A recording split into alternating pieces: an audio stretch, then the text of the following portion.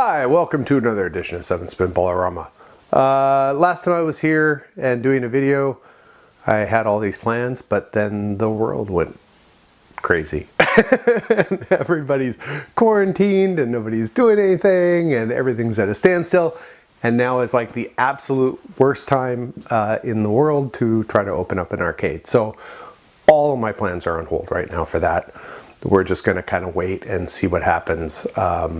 But we're looking at 6 months at least out before it seems socially responsible to open up a business where people go put their grubby mitts all over buttons. So,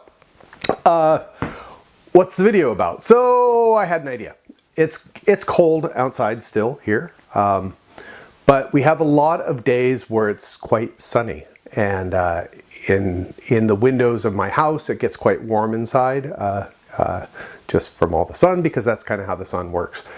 My workshop doesn't have proper heat yet. I still don't know what I'm going to do for heat. I have to bring a 100 amp circuit to the workshop. I have to get a new panel installed in here. That's a bit of work because I need to dig. I can't dig because the ground is frozen and there's snow on it. So now that I've got my insulation up and I'm getting more and more of the drywall up, at least on the lower level, I'm maintaining about 3 degrees in here on the average. If it gets quite sunny and everything outside, like right now, I think it's about 4.5 in here right now. But even when it drops down to like -10, it still maintains about 3 in here throughout the night. So I thought, you know what might be kind of cool is if I can capture some of the heat from the sun and create some sort of thermal array that will bring the heat inside. I can store it somehow, and then maybe set up some sort of radiator system. Even in the future, when I have proper heat in here, having a system like that set up and running kind of all the time, in the winter anyway, will, you know, if I can if I can move it up 5 degrees, that'd be awesome, because that's 5 degrees that I don't have to run electricity for. So I thought, okay, well, how do we do that? So of course I went online and I sort of Googled around and looked at a bunch of videos. I found some ideas and some things that people were testing where they're building a box. Look, I have a pen and I have a board. I can only do this once. I can't screw this up because I only have one of these big pieces of cardboard. So, all right. So what they're doing is that they're building a box, and inside of the box they're filling it with tubing, and they're coiling it around, and then they get a can of spray paint, and then they spray paint it all black. That's paint. Okay, so the heat, the sun,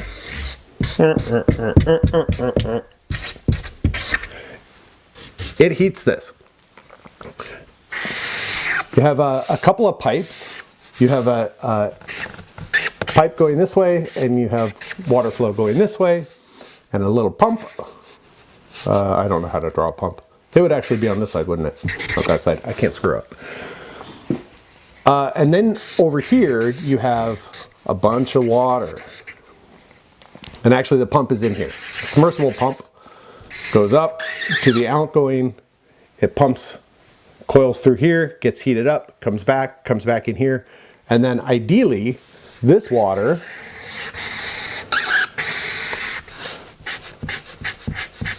thermometer. This water heats up. I should have been a professor. I draw really well. All right, so that's what I'm going to build. I didn't want to spend a whole bunch of money on this because I don't know how well it's going to work. So what I figured I'd do is I'd sort of build a basic system and get it fired up, see how it works, and then just spend the rest of my life tweaking it and upgrading it and playing with it. So that's what I'm going to do on my video today. And you know what, maybe just for fun, I'll title this video something like "Free Energy" or something. Just Something clickbaity. I don't know. I'm just goofing around, right? I've got lots of time to kill. So, okay, so let's build this. So let me bring out what I bought, what I've tracked down so far, and I'll give you sort of the rundown on what I'm planning. So I've got some 2x6s, which I can turn into my frame. Let's just do that now.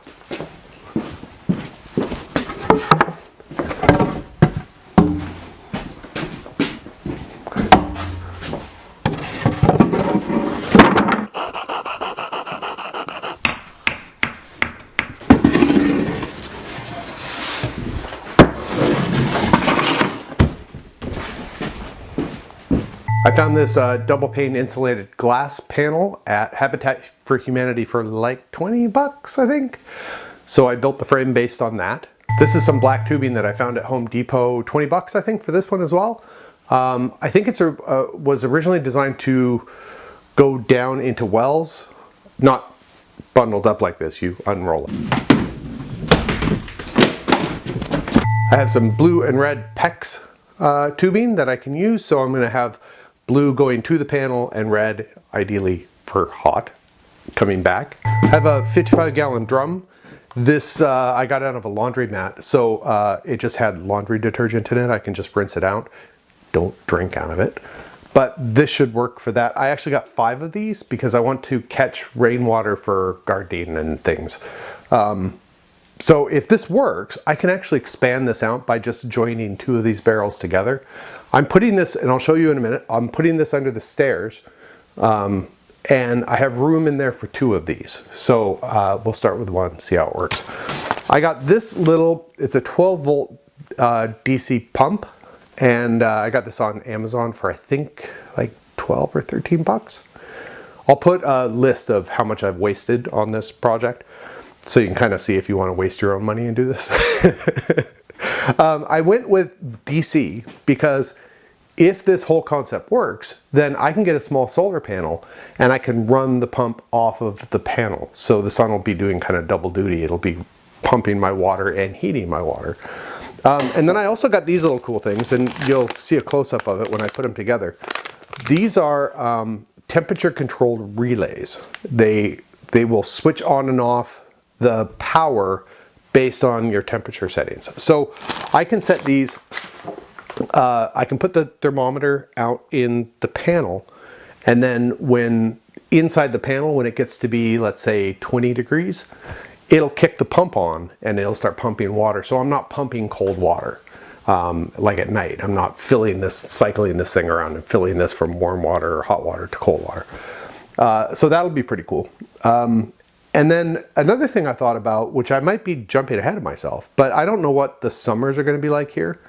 So if it gets warm, I can reverse this. So I stop pumping water to the panel.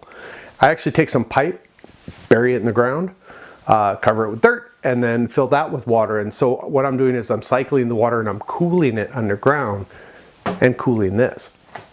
So the step that I'm not doing yet, it would be after this is up and running, and if this is getting warm, then I'll pull water out of here with another one of those little 12 volt pumps. I'll pull the water out of here to some radiator system, and I haven't figured out what that's going to be yet. I figure I could think about that when this is actually working. Okay, let's put it together.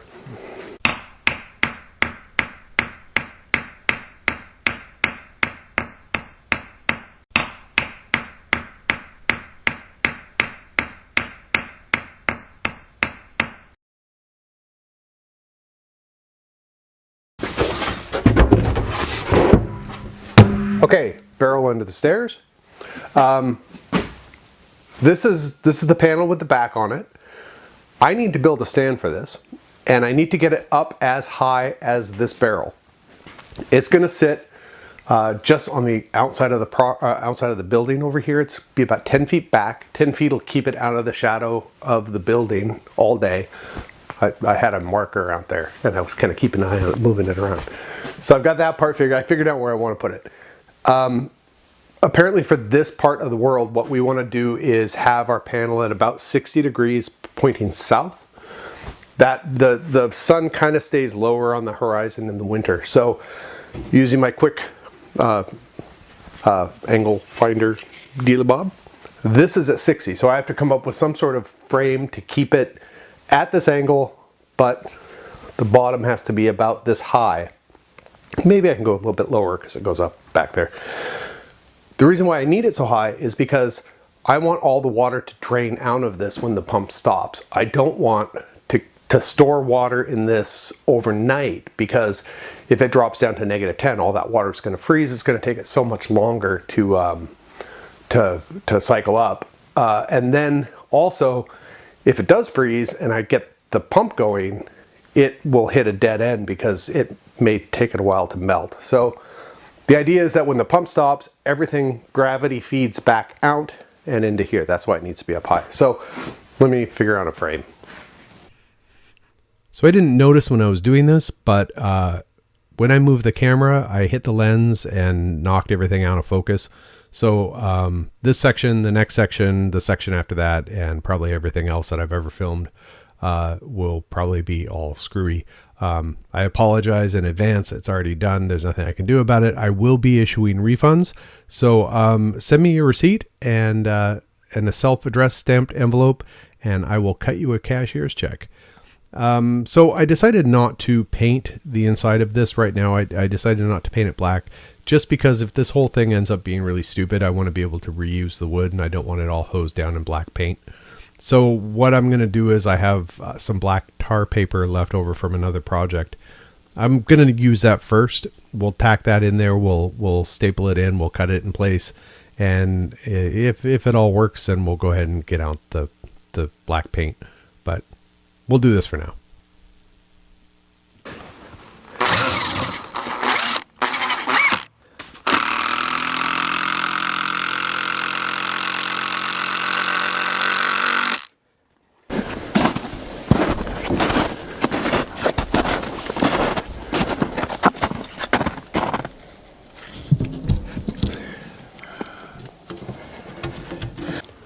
Okay, it's been a couple of days since I set up that crazy contraption outside.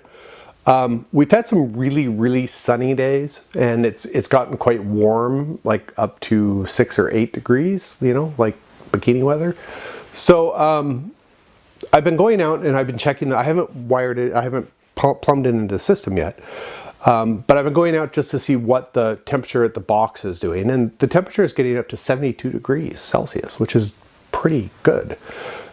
The tube itself, however, I'm liking less and less the more I think about it. For one, it's not getting as hot inside the tube. It's also kind of a big tube. It's an inch. So I'm worried that the flow going through it being a little bit cooler, I'm worried that I'm not going to be able to extract as much heat out of the box as I want. I also don't like, it's been getting down below 0 at night still, even though we have, you know, bikini days. It's been getting cold. So if in that coil system, I'm going to be leaving water, and the more I think about it, the more I don't like that. So I'm just going to ditch version 1. You know, I already said I was going to be working on this forever, so let's start early. So I'm going to ditch version 1. I'm going to get a copper pipe. I'm going to get 1/2-inch copper pipe. I'm going to get a bunch of T's, and I'm going to build, if I could find my pen, I would draw it for you, but I don't know where my pen went. I'm going to basically build 2 manifolds for the top and the bottom out of the T fittings. And then I'm just going to put a bunch of vertical tubes going up and down. I'll pump in the bottom, it'll raise up, pump out the top, and hopefully with the smaller diameter tube, the fact that it's a thinner copper pipe, that should absorb the heat better. And then at night, with that configuration at night when I turn the pump off, everything should drain out. So let's just go, I'm just going to end this here. I'll order some copper and I'll see you next time. So hopefully it won't take very long, and you don't have to wait very long for version 2. So next episode, we'll put the manifold together, we'll put the pipes in, we'll put it in, and hopefully we can get it all plumbed up and you can see the results by episode 2. So that has been this edition of Quarantine Crafts.